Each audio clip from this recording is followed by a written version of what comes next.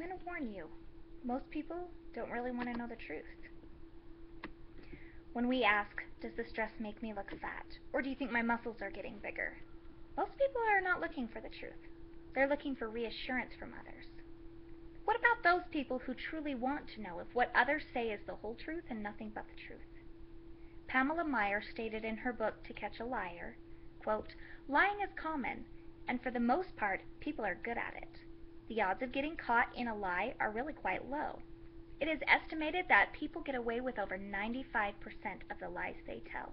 End quote. Can we ever be sure that the person across from us is being honest? Yes, we can.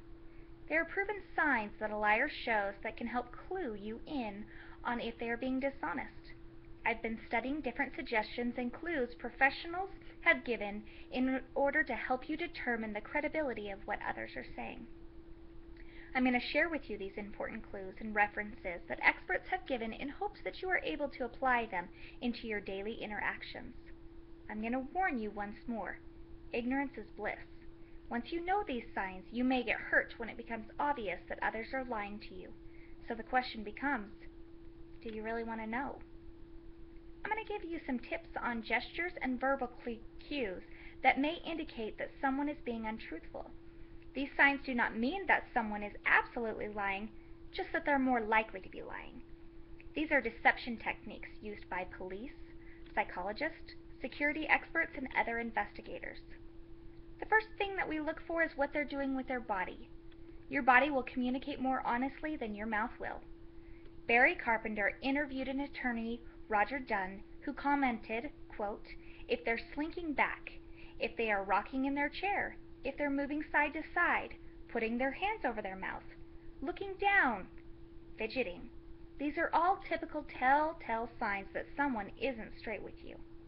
End quote. Their physical expression will be limited and stiff, with fewer arm and hand movements. A person who is lying to you may avoid eye contact. All of a sudden, they're paying more attention to their surroundings.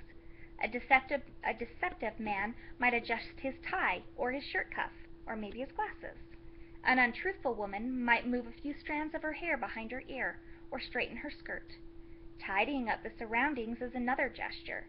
Suddenly, the phone isn't turned the right way. The glass of water is too close. The pencil isn't in the right place. Watching a person's body language can give good clues to other areas to focus on. Be on the lookout for anything a person does with his face or in his head region in response to your question. This often takes the form of biting or licking the lips, or pulling on the lips or ears. You've asked a question, and the question creates a spike in anxiety because a truthful response would be incriminating. That, in turn, triggers the automatic nervous system. The body naturally starts draining blood from the surface of the face and ears. This can create a sensation of cold or itchiness. In Janet Bailey's article, she stated, "Watch hands. Inflamed tissues can hurt or itch, so fibbers also touch their noses more frequently." End quote. Without a person even realizing it, his hands are drawn to those areas. Ringing or rubbing of the hands, boom, you've spotted a deceptive indicator. Emotions are another cue that can help you analyze deception. Paying attention to someone's emotional reaction can be a helpful indicator. Timing is off between emotional gestures and expressions and words. An example would be somebody saying, "I love it," when receiving a gift, and then smiling after making the statement, rather than at the same time the statement is made. A guilty person gets defensive. An innocent person will often go on the offense. A liar may be uncomfortable facing his questioner or accuser, and may turn his body or head away. Believe it or not, great liars will actually look you in the eyes longer than usual to make sure that you're buying their lie. Prolonged eye contact is just as telling as no eye contact at all. Emotions can be very complex to read, so the last thing that we're going to look at is verbal communication. You need to pay attention to those who repeatedly claim their honesty or give mixed verbal cues. To sell us on their integrity, liars often use phrases emphasizing the validity of their statements, like to tell the truth or to be perfectly honest. Some verbal tip-offs frequently invoke religion. In Spy the Lie, former CIA officers teach you how to detect deception.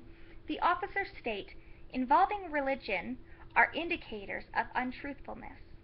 Think of expressions like, I swear on a stack of Bibles, or as God is my witness. Most truthful people don't need to go that far. A liar may use your words to answer a question. Pamela Meyer also stated in her book, How to Tell If Someone is Lying, that they tend to repeat questions before answering them, perhaps to give themselves time to come up with an answer. When asked, did you eat that cookie? The liar answers, no, I did not eat that cookie. If you believe someone is lying, then change the subject of the conversation quickly. A liar follows along willingly and becomes more relaxed. The guilty wants the subject changed. An innocent person may be confused by the sudden change in topics and will want to go back to the previous subject. Obviously, just because someone exhibits one or more of these signs does not make them a liar. Brittany Zine stated in her findings, there is no test that can guarantee a person is lying. Not even electronic lie detector tests are 100% accurate. But knowing how to be a human lie detector might help you find the truth. You should always compare them to a person's normal behavior. Most lie detecting experts agree that a combination of body language and other cues must be used to make an educated guess on whether someone is telling the truth or a lie. The important thing is to pay attention to what they are doing, more to what they are saying. The nose doesn't grow bigger and the pants don't catch on fire, but the body never lies.